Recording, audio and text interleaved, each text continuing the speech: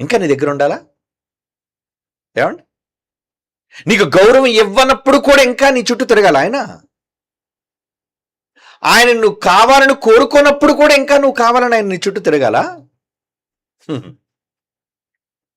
ఆ మాట చదవండి, చాలా బాధగా అనిపిస్తుందండి. యెహోవా తనను ఎడబాసెనని అతనికి తెలియలేదు. అరే, దేవుడు వదిలేశాడు రా నిన్ను. నీ ప్రార్థనకు జవాబు రాకపోవడానికి కారణం దేవుడు నిన్ను వదిలేశాడు, మౌనమైపోయాడు. నువ్వు ప్రార్థన చేసినా ఎందుకు పట్టించుకోవటంలో తెలుసా? నువ్వు భక్తిహీనుడు అయిపోయావు, భక్తిహీనురాలుగా మారిపోయావు.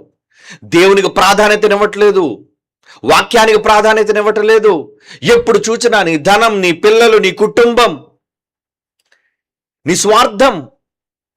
యెహోవా ఉంటాడా నీతో? అండర్ కండిషన్స్ ఉంటాడు. ఎప్పుడు?